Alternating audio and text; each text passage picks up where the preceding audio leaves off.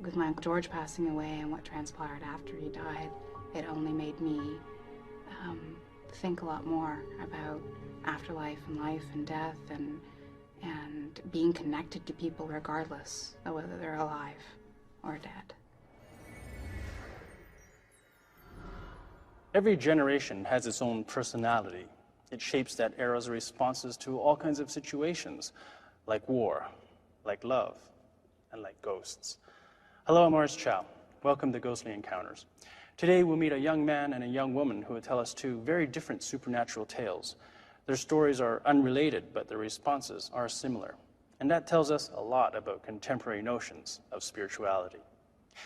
Every time somebody thinks they've seen a ghost, they have questions.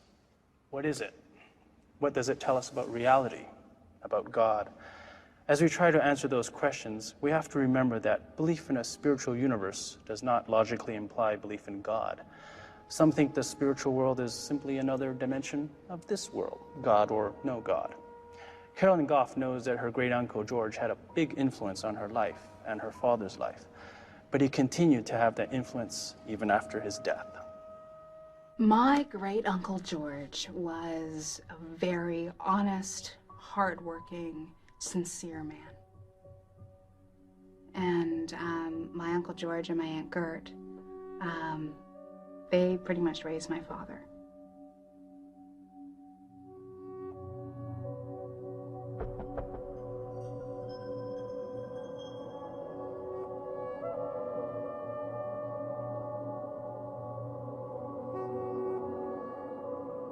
My father was originally a minister with the Mormon Church. And as he became successful as a businessman, and I think as he began to make more money, I think sort of the greed kind of took him over a little bit. My Uncle George had spoken to him before, numerous occasions before he died, that he had to change his ways, that he was straying away from the type of man that he was and could be.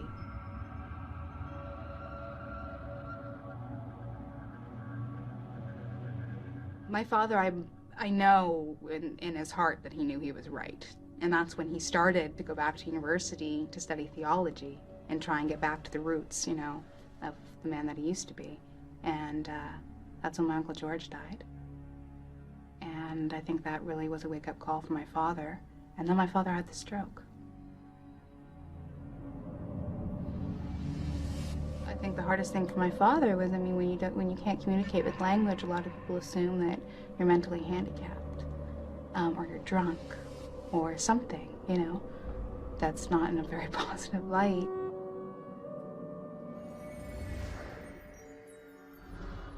Steve Goff's stroke left him with aphasia, a language disorder that impaired his ability to speak, but not his ability to understand. For a vital, dynamic man who used the spoken word as an essential part of life, this was, well, devastating. Steve lost his way. He became depressed and angry. He put his life on hold. Carolyn tried valiantly to help her father deal with this change. She often came to visit to offer support and encouragement. Finally, on one of those visits, Steve found the love and hope that gave him the will to turn his life around, but it came from a very unexpected source. My father had assumed that I would be staying in my Uncle George's room, to which I was adamantly, no way am I doing that at all. I mean, it still smelled like him. You know, it seemed wrong to just be staying in his room, you know, it was still his. And I felt like I was trespassing. We still had all his stuff out on the dressers, his stuff up on the wall. It had that kind of leathery smell that he always had, and wool and leather. He always smelled like wool and leather. And I said, no way, I'm gonna sleep on the couch. And my dad, you know, laughed at me. My father didn't believe in anything like ghosts or spirits or anything like that at that point. And so I decided I'd sleep on the couch. And at some point during the night, I remember hearing the front door open. And my Uncle George walked in, his walking stick in his hand like he always had. He always wore kind of tweed, kind of wool pants. He always had this little hat. And he walked in the door, started to walk towards the steps, turned over and looked at me, and continued walking up the stairs to his bedroom. And I mean, of course, I mean, anybody in that situation, I think your first reaction is, what the hell, what's going on, But it's weird. I was really scared and anxious when it first happened, and by the time he kind of tipped his hat to me and started to walk up the stairs, I was really calm.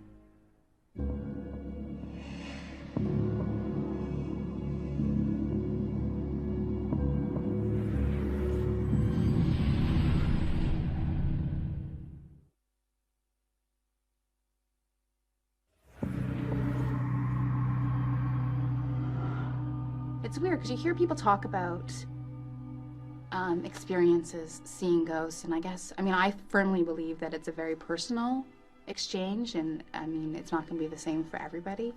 But you hear about people, seeing through people and stuff like. No, he looked to be of flesh and blood. He certainly didn't look like sort of a floating spirit or anything like that.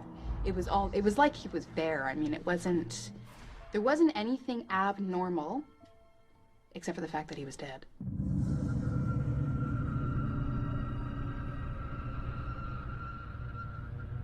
I told my dad the following morning. Bullshit, I think is what he said. Yeah, he didn't believe me. He didn't believe. He's like, oh, you were dreaming. I'm like, no, I wasn't dreaming. I hadn't even gone off to sleep, it's not... Until, a year later when he saw him. And then all of a sudden, it was true. Actually, I'd like to ask my dad a question. Because, we haven't talked a lot about this in a while. No. When you saw him, did he look like flesh and blood? Or did he look, did it look like a person? Or did it look like a spirit? No. Look like a person? Oh, yes. Okay, yeah, because that's exactly how he was. Yeah. Like, it was just him. Yes. Right? I know. Yeah. Me. You were sleeping? Yeah. There. Something woke you. You saw him? Yes. And it woke you up? There. Okay. I can't do. He was in the hallway? Yes, there. Right in front of you? Yes. Okay. But, You couldn't get up? nothing. Oh. I can't. Was it because you were scared? No, No? I can't do. You just couldn't move. Yeah. He I had you can't. where you wanted you. Yeah. Yeah. And what was he doing? There. With the lasso? Yes.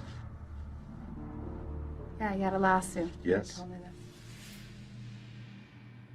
that. And there, And then what did he say to you? Yeah, good. I love you. Huh. I love you, but I can't do. Nothing. And you couldn't say anything back? Nothing. And then did he just leave? Yeah.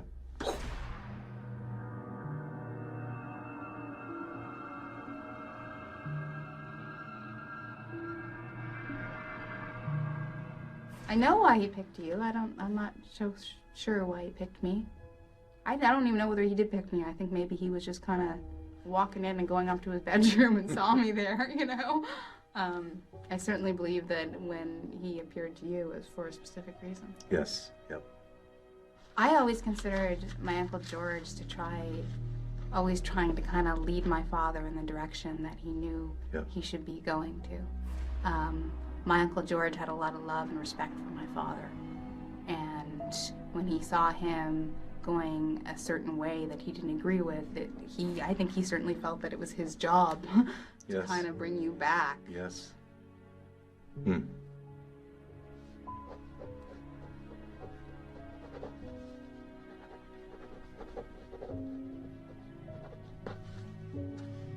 Big letters here. Yeah.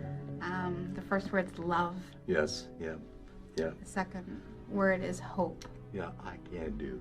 For aphasia. He has written aphasia, which is what has happened after the stroke. My father's inability to communicate using as many words as he used to, because he certainly has no problems communicating.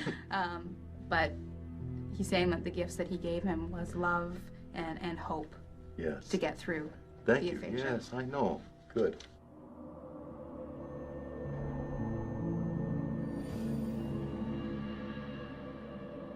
I think it's definitely, if there's only thing I could add, is it's certainly not something to be afraid of. No. And I think No. it's kind of funny that a lot of sort of the paranormal stories you hear, Yeah. With the creepy music. And yeah, I guess it's scary, the idea of it, but I think once you kind of know it's there, it just makes sense. Oh, yes. It just makes a lot of sense. Good. And certainly not something I'd be scared of happening again. Yeah. Mm-hmm. Yeah. Thank you. Okay.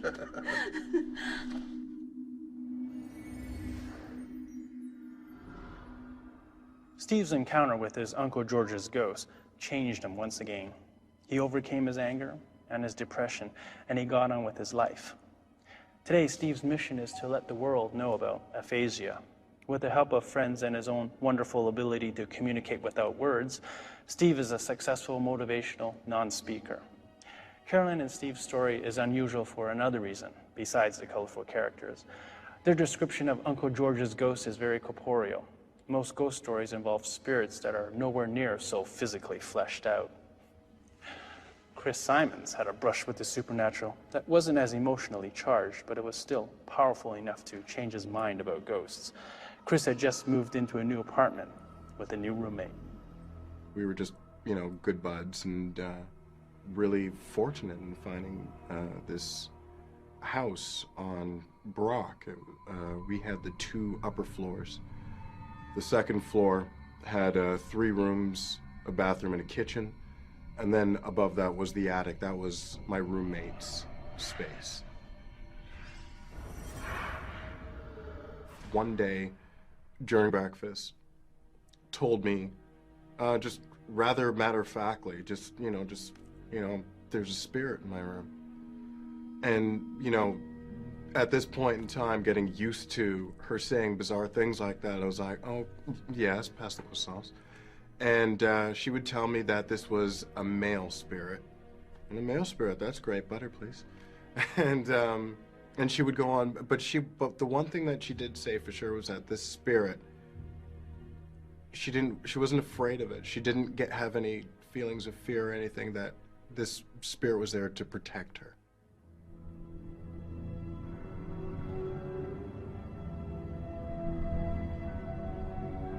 I just kind of didn't really think much else about it until later.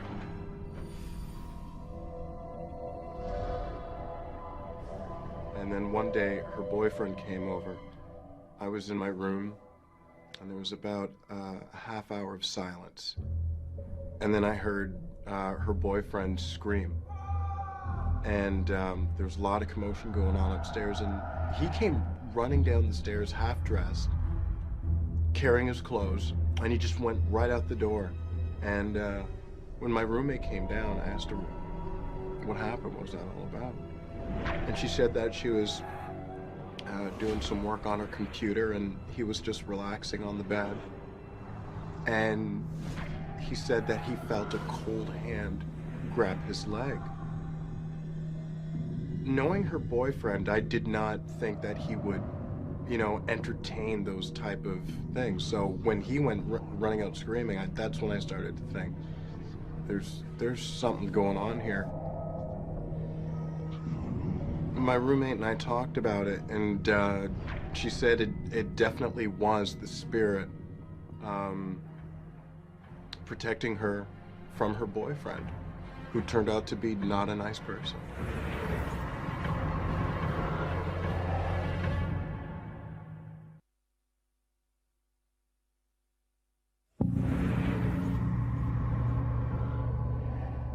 I can't say that I didn't believe, but I mean, I just had no proof. It was one of those things I would like to believe. Like when you were younger, you like to believe that there was a tooth fairy and there was unicorns and things like that. There's no way that you could ever deny or doubt once it actually happens.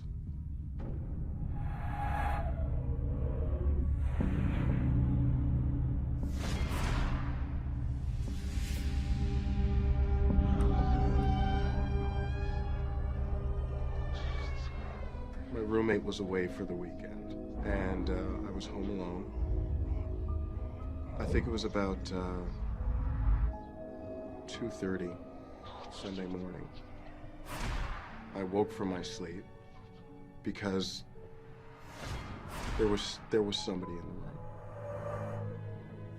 And with the way I was lying in bed, I could see my room. I could look around, and there was nobody there that I could see, but there was definitely a presence in the room. And then probably about, I would say about a meter away from my head, I heard, which I could only describe as somebody clearing their throat. I didn't know what to do. I was getting very cold, I was petrified. I mean, I really could not move. I just could not move. And I think that the tension that I put myself in physically and mentally was like so much I actually thought that I was going to explode. And just at that moment, say like about this far from my head, focused cold breath accompanied with a male voice that went, "Hey," like right in my ear, as if like somebody was trying to get my attention. I grew up with a friend a long time ago when I was living in Brampton. She used to do ghost chasing. She said when you do encounter a spirit, the only thing that you really can do is communicate, try to talk to them. For lack of any other, ideas, I spoke out loud. I explained that my roommate was not here. She was away for the weekend. She'll be back on Monday. And I said, I'd like to go to sleep now.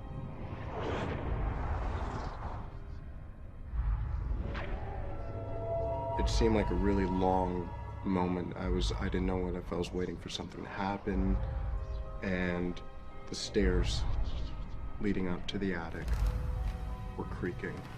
Not pronounced steps, like actual footsteps, but the stairs were creaking all the way up. The feeling of somebody in the room, the feeling of the presence went away, but in its place, it was a thick feeling of loneliness. I felt really, really, really alone. And like that helpless alone. And that pretty much stayed all through the night. I don't think I fell asleep.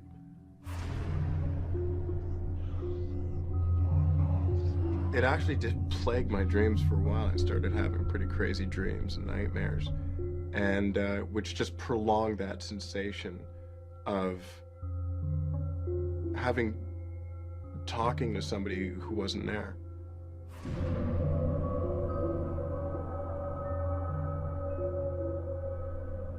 My roommate did come back on Monday, and I told her about it. Of course, she was excited. She was giddy about it. And I said, okay, that's fine, you and Casper can hang out, but I'm leaving. So I'm moving. And about a month later, we moved to a new place. We left in such a hurry, we left a lot of the stuff behind, a lot of furniture, a lot of pots and pans and cutlery, and gone. We went to a new place, and that's that. Never looked back.